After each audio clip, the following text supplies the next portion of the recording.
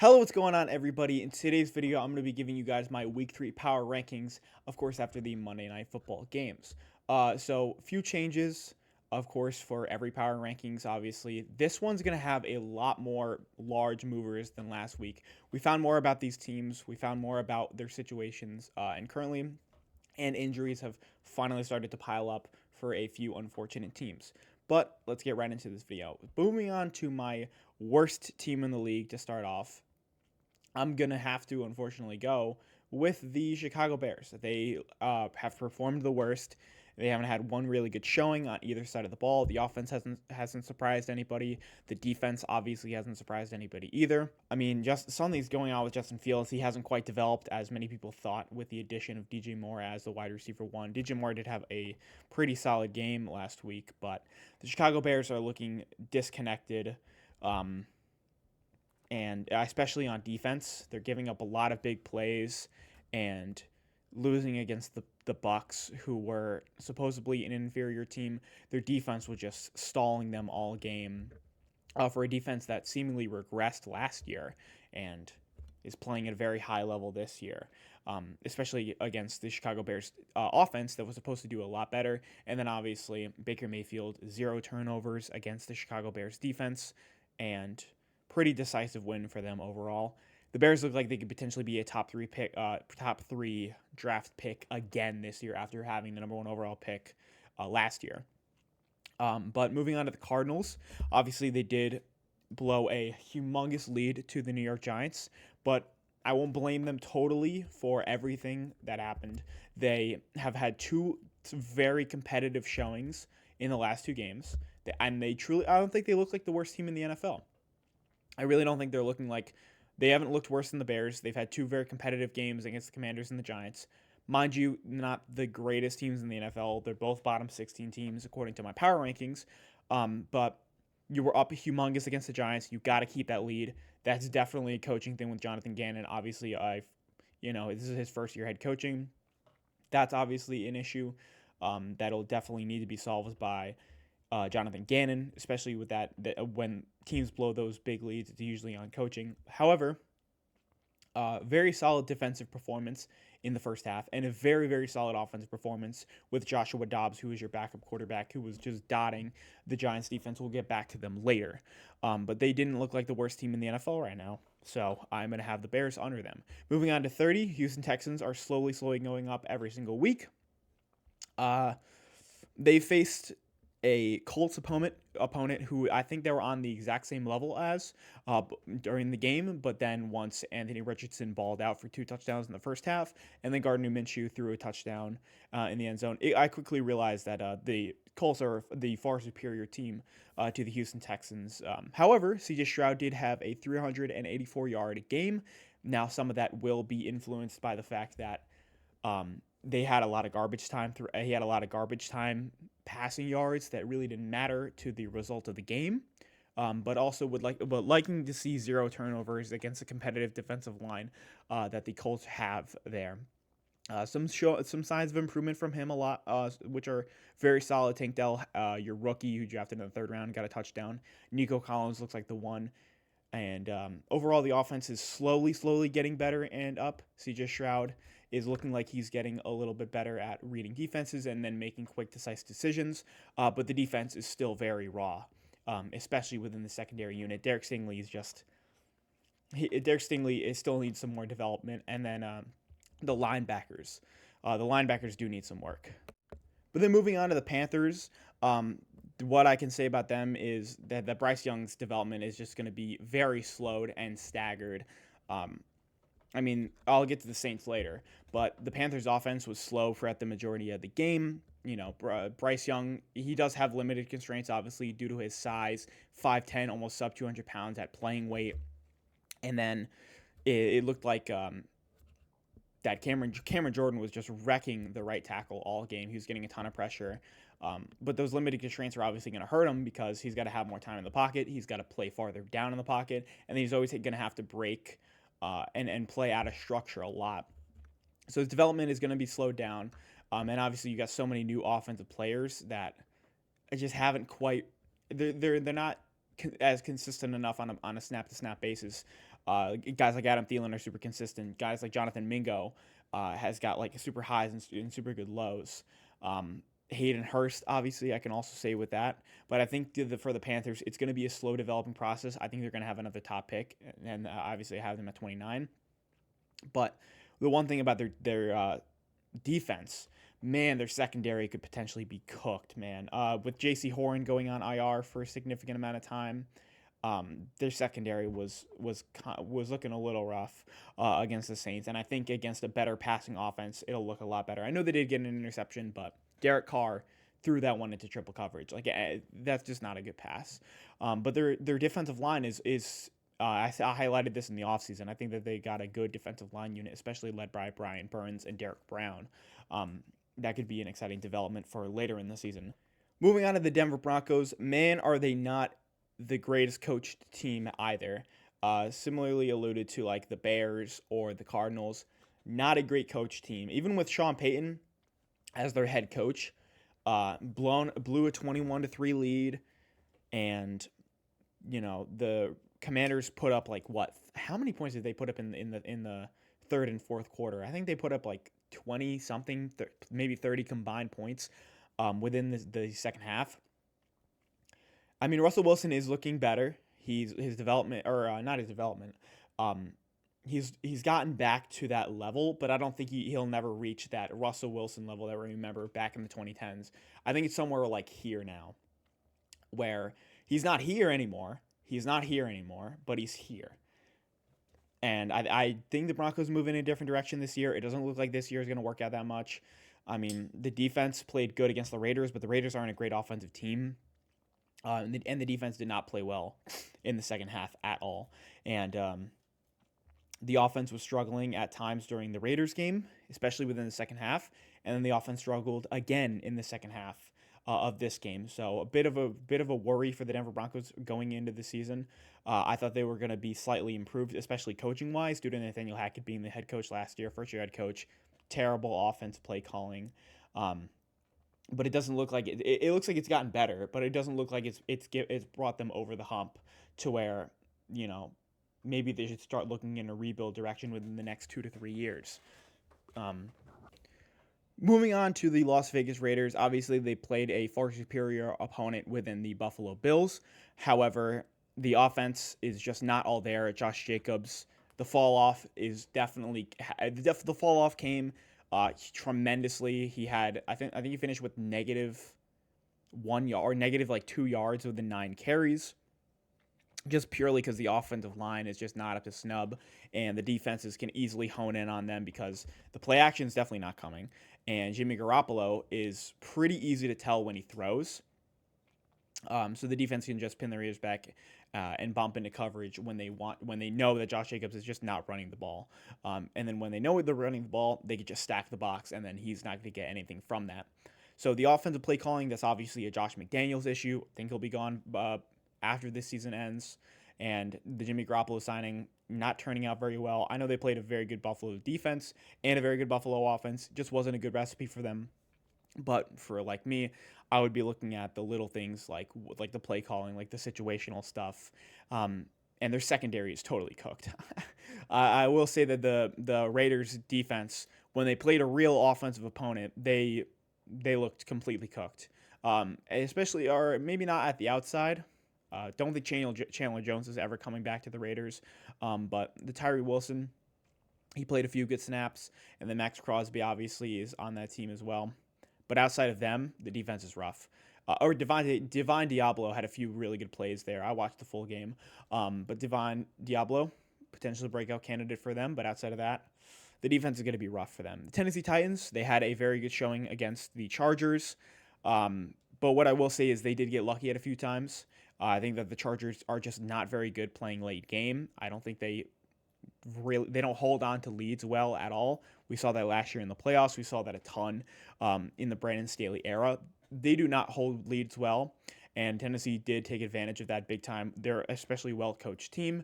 They're phenomenal against the run. The Chargers had to pass the ball heavily, but that's where the Titans are not good at.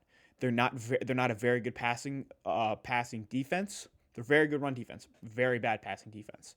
So They did give up a few touchdowns through the air, but they'd pull that one out in overtime. They've got a great rushing attack with Derrick Henry and Taji Spears. Uh, and I would like to see and obviously Ryan Tannehill also had a rushing touchdown in the game, but they're going to need to establish some passing identity. We saw that against the Saints where Tannehill had a sub 50% completion percentage and 3 interceptions. With DeAndre Hopkins and with the sheer amount of volume that Nikki Westbrook gets, they need to establish an identity with the passing game. And Treylon Burks had a humongous catch too, which was awesome. But they need to get Treylon Burks the ball a lot more. He's going to be their specialty guy and their deep threat guy that they need to use him more often. And I think that'll make their offense a lot better, especially down the stretch when the teams are able to just hone in on the run. And Derrick Henry, he hasn't been the most efficient through this year. It seems like the tread on his tires has started to show, and their aggression is probably going to start slowly coming throughout the rest of the season. So they need to establish that offensive identity quickly through the passing game and get that start going now. The Washington Commanders, even though they won this game, even though they did win against the Broncos, I have them going down just simply for the fact that they played two terrible opponents and they've somehow almost lost both of those games, and they really should have, to be honest. Against the Cardinals, they were down very up until like one of the last minutes of the game where they were able to score a touchdown with Brian Robinson.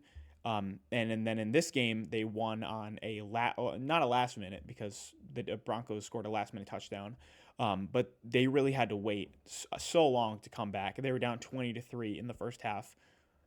They don't look like a great team when they're going to face real opponents, not bottom 6 opponents through the rest of the year.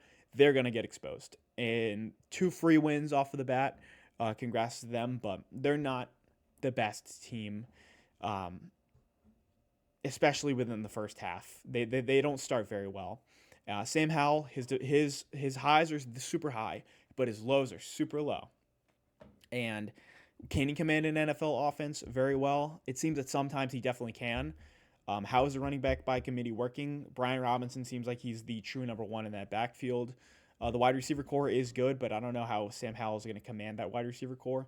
Eric Bieniemy is definitely helping him a lot with that, and I think Eric Bieniemy will end up becoming the coach. But the defense against the Broncos did not play very well. Even against the Cardinals as well, I thought that they were going to – well, I mean, they did play well against the Cardinals, but it was against Joshua Dobbs. But the defensive line obviously played super well. Daron Payne had a superstar-level game. He created 3 3-and-outs back to back in the second half. Phenomenal from him. But the rest of the defense, I don't think is quite up to par for the rest of the NFC East. And when they go up against them, it's probably going to be a bloodbath. But the Commanders always have a very surprising win every single season. We saw that last year with the Eagles beating them when they were undefeated.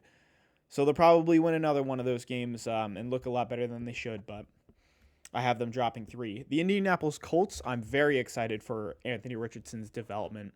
Unfortunately, he is in concussion protocol, which really sucks, but he's been looking pretty good to start the year. I mean, he's had, I think, 4 total touchdowns, 3 on the ground to 1 interception, and I think he has a fumble. So 4 touchdowns and 2 turnovers in 2 games. His QBR and his passer rating are they're not here. They're like in the middle. And for somebody who was I did a lot of film on him last year, and I made a draft profile. You can go look on my YouTube to see my Anthony Richardson prospect breakdown. He was very raw as a prospect coming out of Florida, and Shane Steichen has very increased his development. And what I like to see out of him is the consistency. He's hitting those short passes. He's hitting the layups, something that, like quarterbacks that have had horrible success that of lately haven't been able to do. I can use the 2021 class as an example. Trey Lance couldn't be consistent. Zach Wilson couldn't hit his layups. Justin Fields didn't progress through his reads correctly and would always escape the pocket and leave the play for dead and try to make something out of nothing. And I'm liking to see what Anthony Richardson has been doing as of now. And Gardner Minshew at backup is a very competent backup. I think the Colts will surprise people. I think they're going to be a lot better than even someone like me predicted. I thought they were going to be a 4-win team because I didn't expect Anthony Richardson to pop off immediately. I thought he was going to have like a late season bloom. But it's looking like his development has really worked out. The offense is looking great. The defense is back up to that top 15 tier. especially the interior defensive line with Grover Stewart and DeForest Buckner. That interior defensive line is phenomenal, and the offensive line has looked a lot better as of recently. The cohesion's gotten a lot better under Shane Steichen. Obviously, from that Eagles system, the Eagles have probably the best offensive line in the entire league. They're looking like a much better team. I have them going up for 24, and I think that they end up finishing top 20. Moving on to the Minnesota Vikings, it doesn't look great for them. I will say that. The defense, I think, is cooked. Even with Brian Flores against the Eagles, the run defense was just never there at any stretch of the game. I know Danielle Hunter had another sack in that game, and they did force an interception, but the run defense was just not there at any point in the game. They looked severely outmatched in some points, and I think if the Eagles wanted to really run up the score, they definitely could. But the offense, the passing offense, is there. They're a top 5 passing offense in the league. We already know this. Justin Jefferson's phenomenal. Jordan Addison had a touchdown. TJ Hawkinson is a top 5 tight end. And Kirk Cousins is ultra consistent as he's gotten only more consistent and played at a higher level the longer he's gone on in the NFL, especially within the pocket. I would argue he's up there as one of the best pocket passers in the league. But their running game is completely cooked. The Vikings running game. Alexander Mattison, not a very great every down runner. He seems like he's going to be that passing down option. They need to figure out somebody who's going to be their every down runner, because if they can't develop that, then teams are just going to run. They're just going to rush 3 or 4 every single game and play quarters or play cover 3 all game, and then that's obviously going to stipend the passing offense. So they need to figure out what they're going to do with the rushing game. Alexander Mattison doesn't seem like he's going to be that every down rusher. He runs for sub 4 yards per carry. And then for the defense, the pass rush, I would say, is there with Danielle Hunter pretty much. And the secondary is rough. They're going to allow a lot of big plays down the stretch, and that's why I think they're going to lose a lot more games than they did last year. And we saw that with Devontae Smith. He was just cooking their secondary unit. So I am dropping them 3.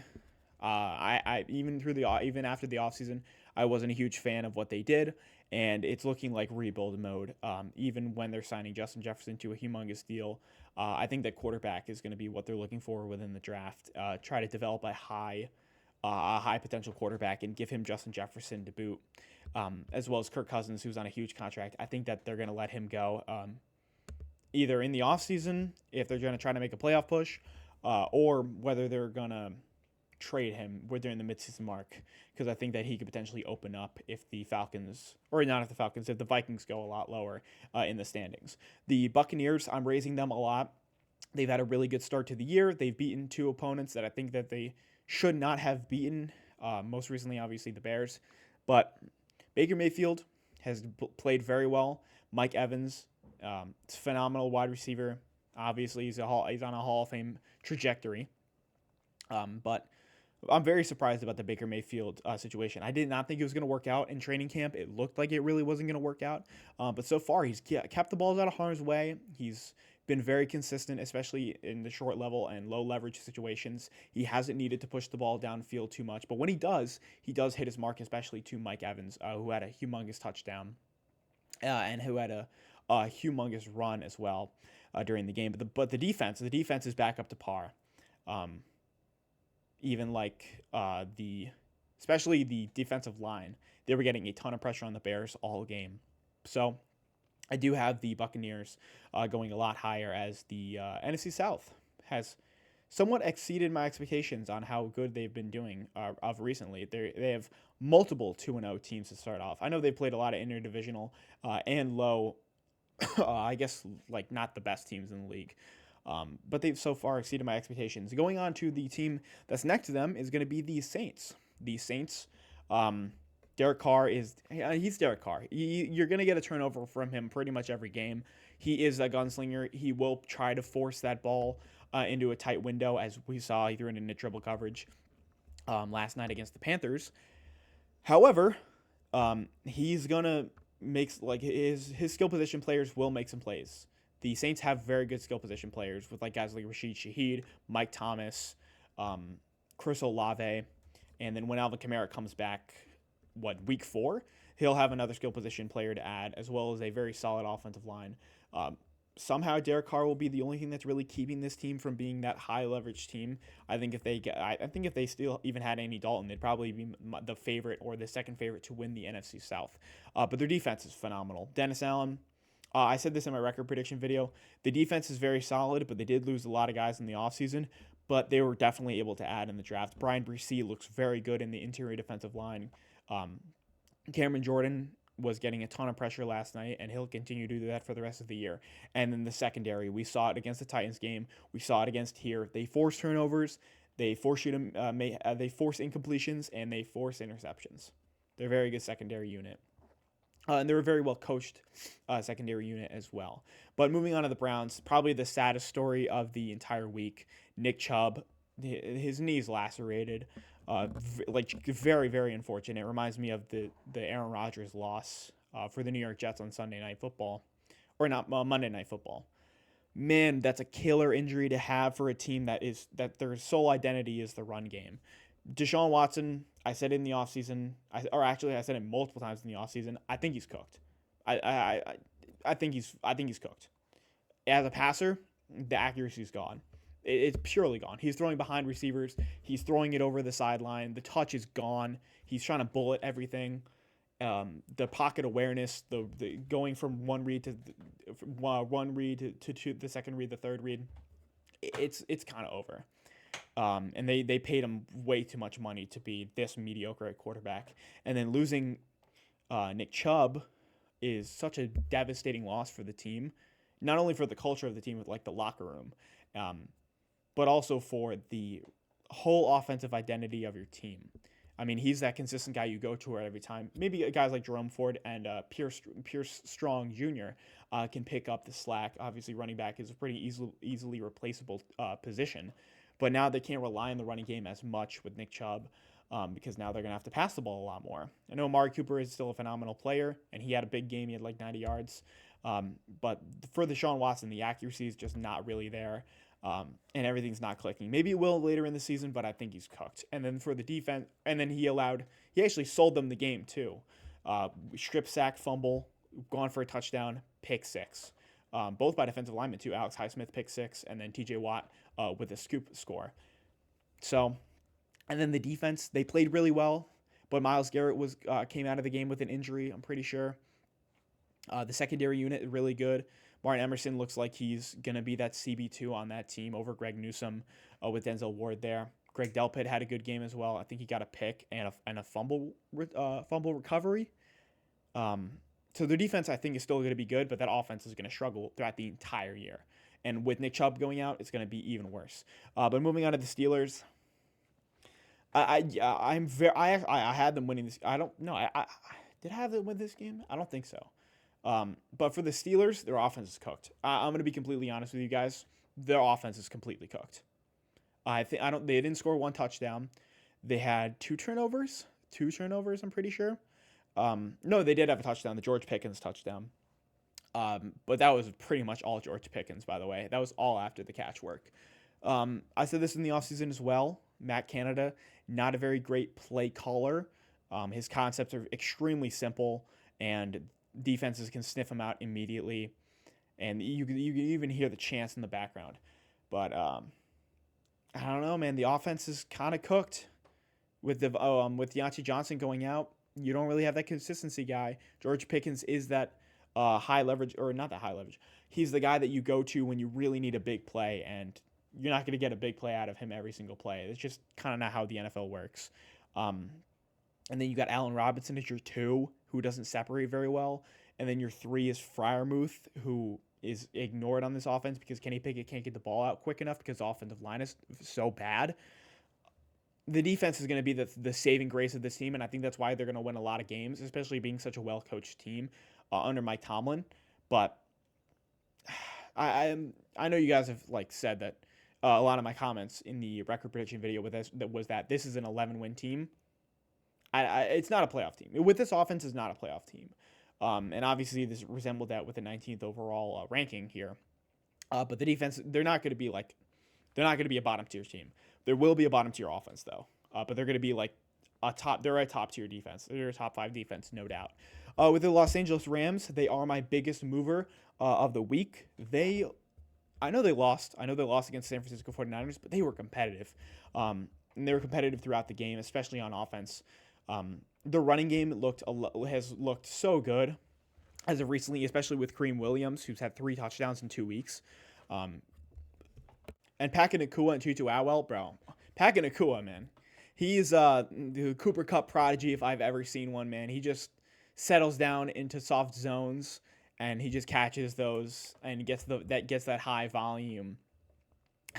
That's such a funny thing.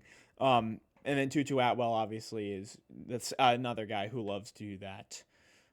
But the defense, it's hard to play against the San Francisco 49ers. They're such a good offense. And I feared that the defense was going to regress a lot in the offseason after how many players they surely lost, especially with Jalen Ramsey. But I do think that the Rams are looking like a much better team than someone like me expected. I had them as a 5-win team going into this year. They look like they can compete for a wild card spot. If teams like, I don't know, they can compete with the Seahawks even. They can compete with the wild card teams like the Giants, even the Vikings. They can compete for that 7th wild card spot if they really wanted it.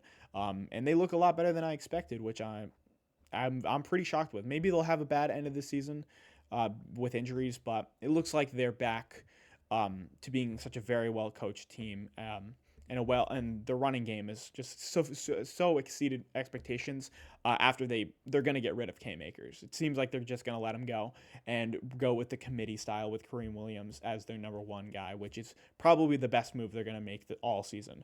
But moving on to the New York Giants, humongous loss against the Cowboys week 1, and then you come back and you almost get blown out by the Cardinals. Very scary start to the year. Those first 6 quarters. But after halftime, Daniel Jones was making humongous plays. It was like a 20-yard play after a 20-yard play after a 20-yard play after a huge completion after huge completion. And there were big ones too. There were very impactful moments. Daniel Jones, very good game. And very good from Brian Daboll to keep their head coach, to keep them in the game after being down 28 coming into half. Unfortunately, Saquon Barkley will miss a little amount of time, like 3 or 4 weeks. That is definitely going to hurt their chances as of recently. I don't know who they're going up against next, but I think they're going to face the Eagles sometime soon too. And I don't think they'll have Saquon for that game. Let me know if I'm wrong in the comments. But their defense, man, I've got severe question marks about their defense, especially that linebacking unit. And an edge rusher as well. They don't generate enough pressure off the edge. Dexter Lawrence gets all of their defensive pressure. And then in the linebacker unit, Joshua Dobbs was dunking and diming throughout the entire game, or in the first half over that linebacking core and the safety unit. There are some question marks about the Giants, but I still think that they are such a competitive team, especially late in games, that they're going to pull out some of those wins. They might be down after half, but they're going to come back because they're a very feisty team. And, you got to commend Brian Daboll for that. That's the culture of that team. But going down so heavily against a team like the Cardinals is something to be worried about for the rest of the year if you go up against really good teams. For the New England Patriots, they're right around that area to where it's like you don't know whether you should start a rebuild now or whether you should just try this one last year to make the playoffs, because it seems like it's slowly almost over for Bill Belichick. I know he wants to break the record for the most amount of wins of all time, but he's going to have to coach a few more years, and those years are going to be really tough on the Patriots fan base because the play calling is just not very original. The defense, you got a bunch of old guys who are starting to regress in the linebacking unit and then in the defensive line unit.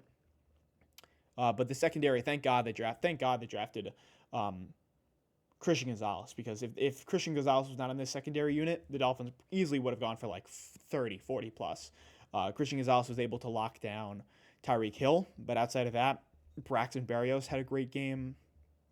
Kirk Kraft if I'm not pronouncing his name correctly, I think had a good game too. Waddle had another good game, and the rushing game was just Raheem Mostert with 2 touchdowns on the ground was excellent from him. They're just in that middling. They're just in that like mid tier to where it's like you're 0-2 now. I'm not gonna blame you guys for facing 2 tough opponents, but you look at the rest of the schedule. It's hard. It's very difficult. Do you want to use this year as like a reset year? Do you just want to see what you have in like these young guys? And do you want to see what you have left of Mac Jones, whether he can become your franchise guy, or if you need to look into another direction in the draft? But that's not the Belichick way. He's not going to do that. He's going to try to claw out every single win he can. So they're just in that very strange tier. Whether they're going to rebuild or not. Moving on to the New York, I know I didn't talk much about the Dolphins game necessarily. I was just talking more about their situation. But moving on to the New York Jets, very unfortunate. I know you guys probably saw my severe overreaction to that loss against the Cowboys. Probably not in the right headspace to make that video, but out of character moment for the professional nature that I try to put on for these videos. But I don't know, man. It's losing Rodgers is a tough pill to swallow for somebody who obviously loves the Jets this much. But the offensive play calling, very bare bones. The running game just could never get going at any moment of the game. Then they abandoned it in the second half. Zach Wilson, when he tries to play hero ball, he threw 3 interceptions. The defense allowed a lot of points. Yeah. Well, necessarily, I mean a lot of field goals. They allowed, I think, like 5 field goals or like 4 field goals to only 2 touchdowns or 3 touchdowns. But the Jets defense, they should be elite. I know that the Cowboys are a very good offense, but Dak Prescott, 31 for 38. He looked really good at hitting those holes in the defense, especially with that linebacker unit and the safety unit. He was just hitting those holes in the middle of the field, those quick routes. And the Dallas Cowboys, I'll get to them later, but they're looking really good. And the Jets defense, I think, showed some holes that teams are going to take advantage of, especially within that safety unit and the middle linebacker unit. With C.J. Mosley, he's still a Pro Bowl level talent, but he's not there in coverage anymore. Like in coverage, he's not going to snap and like quickly read out like a curl route in the middle of the field and then hit it within like 1 second. Like he's over 30. He's not going to hit those anymore. So teams are probably going to take advantage of that more often, especially within the nickel. When Michael Carter went down with an injury, Brandon Echols was allowing like everything to CeeDee Lamb. But one important thing for the Jets I think they need to start doing is they need to put Sauce Gardner on an island. They need to put him against the one every single time because DJ Reed had a tough game against CeeDee Lamb, and Sauce Gardner wasn't being put on him often. I know that the entire other side was locked down, but they need to focus on defeating the number one guy. We saw this last game with Stephon Diggs. He went over 100 yards. CeeDee Lamb went over 100 yards. I think they're going to need to start putting their most talented player on the most talented offensive player. And if they do that, what happened with last year? Last year, Sauce Gardner and DJ Reed, I know they split, but when Sauce Gardner was on the number one, it wasn't as proficient as an offense. We saw that against the Dolphins. We saw that against the Bills the second time around. So that would be my advice to the New York Jets. But the Green Bay Packers, Jordan Love, I know he's faced 2 pretty weak secondary opponents, going up against the Bears, weak secondary opponent, and the Falcons, somewhat weak secondary opponent. I know they've gotten better in the offseason. They got Jesse Bates, and they have AJ Terrell, but he's looking very good. He's looking extremely poised in the pocket, and he has 6 touchdowns for a reason. I know that some of those touchdowns have gotten like lucky, like they're a lot after the catch, especially that Jaden Reed and the Dontavius Wicks one, but everything's working. Everything's clicking. The play action is working a ton. The quick game is working a lot. Maybe the accuracy isn't totally there at the elite level, but neither was Rodgers when he started out. But he looks very great in structure. He looks very calm and poised in the pocket. And he looks like he could be a potential Pro Bowler in the NFC. Like, no joke. He's top 5 in passer rating, I'm pretty sure. He's number 1 in touchdown to interception ratio with 6-0. His QBR is up there as well. He is playing very well. And then for the rest of the offense, The running game is just not there if you don't have Aaron Jones. A.J. Dillon, he's cooked. He's done. A.J. Dillon should not be getting any more carries. I will overreact to that fact. A.J. Dillon is just not very good as like a pure rusher, as an every down rusher. If you don't have Aaron Jones, the running game is so cooked. But the wide receiver room, once you get Christian Watson back, your best guy, it's going to open up so much. And they've got so many underrated guys and young guys, really young receiver core, and they're doing so well immediately. Not dropping anything. They're running the right routes. They're getting a lot of separation. I'm very surprised to see how the Green Bay offense has responded so quickly to such a new offensive system with a new quarterback.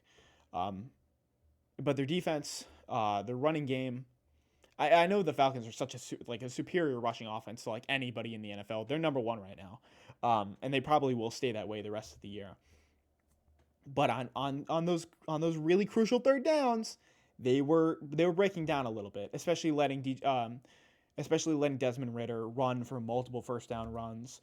That I know it's really hard to stop Bijan Robinson, but on obvious rushing downs on fourth down, they were running they were spreading out their secondary so much. But for the rest of the season, it looks like the Packers could potentially be a wild card team. But their defense, I know their secondary is really good, and their secondary I think did really good Sunday, going up against the Falcons passing offense. They did allow 2 touchdowns, and they weren't really good in the red zone. But I don't really fear for their passing defense. But moving on to the Falcons, I talked about them a bit. Their rushing attack is, I'm not even gonna my camera can't even show you, but they're here. Their rushing offense is just way too good. Bijan Robinson, Tyler Algier. Once they get Cordell Patterson back, they're gonna put him in the backfield, mix him into fullback a little bit. Their rushing offense is just way too hard to stop. They have so much talent in the backfield, and they mix in Desmond Ridder as a rushing quarterback too. It's just super good and super tough to stop. And the defense has looked a lot better as the start of the year. They're getting a lot better pressure. That Jesse Bates addition is really great as their cover one safety, as their deep high guy, or their deep blue. Deep blue. It's like a quarter or a half. But yeah, they're looking a lot better. I think they should be the favorites to win the NFC South, and I have them as a top 13 team right now. They look pretty good. And especially that I'm going to do the film on this. Maybe I'll make a video on Bijan Robinson, but he should be the every down back as of now. But I know that it's not going to be, but they're going to run the ball like 40 times a game. But Bijan Robinson should get minimum 20 carries a game. If you do that, your offensive production is going to be cracked. It's going to be crazy. And I'm super excited for the Falcons offense. And Arthur Smith, he doesn't care about your fantasy team, but he knows what he's doing at offense. And the defense is looking a lot better is also a very good sign for their success down in the down for the rest of the season. Since this video has already gone long enough, I'm gonna try to go a little quicker, especially for the top teams. Like, we know all these top teams, but for the Chargers, their defense, they blow too many leads. They're not a very good coach team. I wish Justin Herbert had a better situation, because he can't control one half of the ball. He can't control the coaching. Brandon Staley. Sorry, man. It's not working, man. You guys blow too many leads, bro. You guys don't hold on to leads very well. And it obviously doesn't fall all on him. It's a lot of situational stuff, but a lot of it is coaching induced. I mean, especially late in the game against the Titans. Man, Justin Herbert is such a good player. He's an MVP candidate this year. He's looking really good. Keenan Allen is back up to his elite production. But, I mean, Brandon Staley and the defense is killing you, man. Oh, man. Against such a bad passing team, they were allowing some pretty big plays in the secondary. J.C. Jackson looks like a horrible signing, by the way. But they need to get better down the stretch in games, or else they're going to fall down the rankings a lot more and not make the playoffs.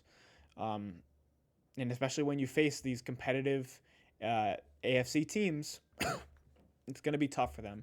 The Cincinnati Bengals, another team, Joe Burrow just doesn't look quite back. He got injured with a calf injury in the preseason or in training camp. He doesn't look all the way back. I think that maybe like a rest day, a rest game, or like an IR stint would probably help the Bengals a lot in the future, because he does not look up to par yet. I don't think he's quite ready. like fully all the way back and healthy. But the offense, man, didn't have a great game until the later second half. And Joe Burrow had another pretty bad game. The offensive line had another terrible game with a ton of injuries during the game as well. And I don't know what you can say about the Bengals other than they're struggling right now. I know they struggled heavily in the beginning of the season last year, and then they picked it up a lot, but it's a different situation because, Joe Burrow is coming off of injury. Your offensive line is also getting more injured. Your defense lost a lot of secondary pieces that were impactful, like Jesse Bates, like Von Bell. Moving on to the Jaguars, they've also been struggling more than I expected in the beginning of the season. I thought that this offense with Trevor Lawrence adding Calvin Ridley would bolster their offense into a top 5 unit. But man, they kind of struggled over the last 2 weeks. They scared me a little bit with the Colts game. I didn't think they were going to win that one, but then they had two big touchdowns by Travis Etienne and then Tank Bigsby. But their offense had a really slow game, and they weren't able to convert on a lot of those red zone, not red zone, but like 30 yards in, like where they had to kick a field goal. But their offense was sluggish at a lot of times in the games. They're going 3 and out. And I know that the Chiefs' defense is very underrated, and people don't expect their defense to do well. And with Chris Jones coming back, that was unlucky that they had to face him. 40% pass rush win rate in 1 week. It gets kind of crazy. But Jags offense didn't look very good. Their defense looked better, especially against a really good Kansas City Chiefs team. But their offense, I'll get to them later, but their offense struggled a lot. But I think when they face more interdivisional opponents, I think we'll start to see those wins pile up. I obviously think they're the best team in the AFC South right now, but competing up against the rest of the teams on this list right now, I mean, as it currently stands, they're struggling a little bit. And I think it'll get better, but let's see it first. Moving on to the Seahawks, humongous game. Geno Smith looked back to his elite form that he showed last season, and so was Tyler Lockett at 2 touchdowns as well. Would like to see like Jackson Smith-Njigba get a little bit more work down the field. But the defense is still struggling. The defense and the secondary, unfortunately, Tariq Woolen went out with injury. But the secondary kind of scares me. I know it was supposed to be such a much better unit coming into this year with the addition of like Devin Witherspoon, Jamal Adams coming back, but the secondary is still just not as good as it should be. And then neither is the linebacking core as well. I mean, when you lose Jordan Brooks, who's very underrated, that's going to suck due to an ACL, and obviously they don't really have a linebacker too outside of Bobby Wagner, who isn't great in coverage anymore. That's going to happen, but the offense is still a top-tier team. And yeah, for the Baltimore Ravens, I don't know this wrong, but it's 2-0. But they look like the favorites to win the AFC North. They've got a great offensive unit led by Lamar Jackson. The wide receiver core has gotten a lot better with the addition of Zay Flowers. They're able to do a lot with him. Odell Beckham Jr. is hurt again, which sucks, but they're going to add in guys like Devin Duvernay and Nelson Aguilar had a touchdown, I'm pretty sure. And then Rashad Bateman's going to get a lot of work. And then the rushing game, it's fun without J.K. Dobbins, dude. They Justice Hill was fine. And Gus Edwards was very good. He had a touchdown in that game as well. And then the defensive unit was holding up pretty well, especially the interior, or not the interior defensive line, but the defensive line as a whole unit. They were getting a lot of pressure on the Bengals and disrupting Joe Burrow a ton. So the Ravens, top 10 team, I have them going up by 4. The Detroit Lions, I have them staying where they're at. I'm not going to drop them any lower, even though they did lose to the Seahawks very late in the game. I think that they're still the favorites in the NFC North. They're a really good team. They had a statement win against the Chiefs. They're a phenomenal offense. But the defense did have a rough game, especially within the secondary. It is one of their worst units, but the defensive line, defensive line unit, it's still getting better and still developing at a high level. The Buffalo Bills, very good win against the Raiders. They were just able to pile up, especially on offense. I did have them at 10 last week. I'm going to bump them back up into a top 6 team just because you can't compete with that offense with Josh Allen. James Cook looks really good with the carries and opportunity he's getting. He looks like he's great at elusiveness, but they need to give him more goal line carries or give him some opportunity on the goal line because they keep on subbing him out, and I'm like, come on, guys. Give him a chance in the goal line. It's not like, is he really going to get stopped that easily? But, I mean, that's their system. Um, and then Gabe Davis, really big game. Stephon Diggs was being like bracketed all game, so I understand why he wasn't targeted too much. But the Bills, very good statement win. Matt Milano, one of the best linebackers in the game. And yeah, but for the Dallas Cowboys, they are a really good team. I will say that they should. I know the NFC is looking really good right now, but the Dallas Cowboys, the hype is going to be up here. The hype is up here, and so are our expectations. When I made my rant video, a lot of Dallas Cowboys people were saying that this looks like one of the best teams they've seen in recent memory, and I think that they could be right. Humongous win against the Giants, humongous win against the Jets, two good defenses, and they looked unstoppable. In the Giants game, it was the running game. In the Jets game, it was the passing game. The two units that those teams are the best at, like the Giants are phenomenal against the run, and the Jets are phenomenal against the pass. Eh, who cares? We'll rush for 3 touchdowns against the Giants. We'll pass for like 80% completion percentage and 300 yards against the Jets. Like, it's no big deal. But what I will say about the Cowboys is let's see them face one of the really good NFC teams like the Eagles and I don't think they faced the 49ers this year, but I really want to see how that Eagles matchup goes. I think it could be a very good game. But everything's clicking right now for the Cowboys. Let's see if they can continue that for the rest of the season. And I think the regular season is going to go pretty easy by them. But if they make a really good playoff push, it looks like that this year is the year that they can or are going to be able to do it. That defensive line unit is crazy. The secondary unit, adding Stephon Gilmore, was humongous for a better matchup, lockdown cornerback next to Trayvon Diggs. Micah Parsons is the defensive player of the year right now. He's generating so much interior pressure because they line up at the B gap and the A gap instead of like far wide in the C. What a crazy coaching move that is. What a way to use your best player. But the Cowboys look really good this year. Miami Dolphins, I'm also not going to move. They didn't have the best win against the Patriots, but they are just too hard of an offensive team to stop. I think that they're the best offensive team in the league right now. Like, you have to double team Tyreek Hill, and you can't even do that. You're not even really allowed to do that with this team because they'll make Braxton Berrios look like he's a premier slot receiver. They'll make Smythe, their tight end, look like he's like one of the best tight ends down the seam in the league.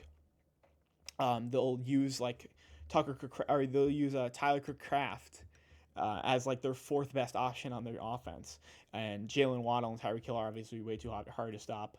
And then Raheem Mostert had 2 touchdowns with a big game. Tony Tagovailoa, though, he unlike the first game, he was missing some of those deep passes.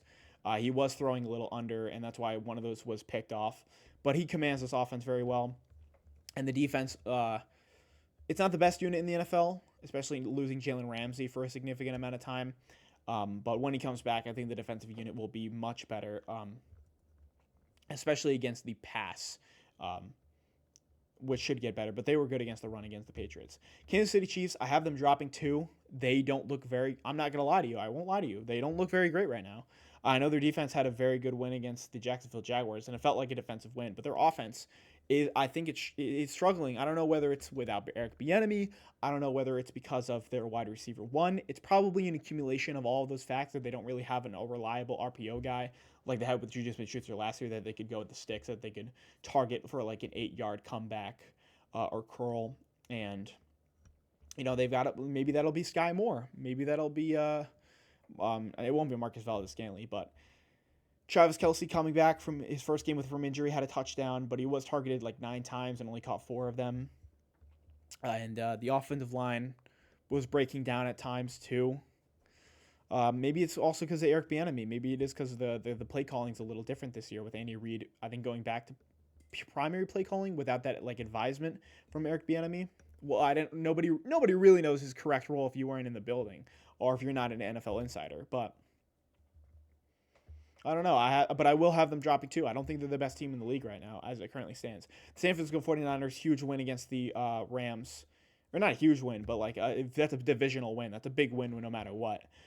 The running game looks deadly with Christian McCaffrey. The offensive line is back up to form. The wide receiver core, Deebo Samuel had a touchdown. Brock Purdy is just like I don't know whether he's the quarterback that they needed or the quarterback that it's just the system. But he's playing very well in the system. The defense is phenomenal. They did allow a good amount of attack on the ground game, but their secondary was fine. Their pass rush was beautiful. But I will have the Eagles to finish out this video at number 1. I just think that they're the best team in the NFL right now. They didn't lose. I know they lost people from last year, like C.J. Gardner-Johnson, Javon Hargrave, but they replaced him easily. I mean, look how good Jalen Carter's doing right now.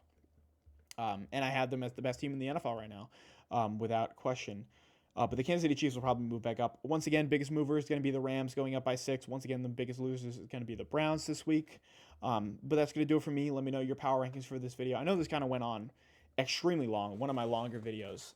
But I like to do this power ranking videos, just kind of a weekly recap thing. And that's going to do it. So I'll see you guys in the next one.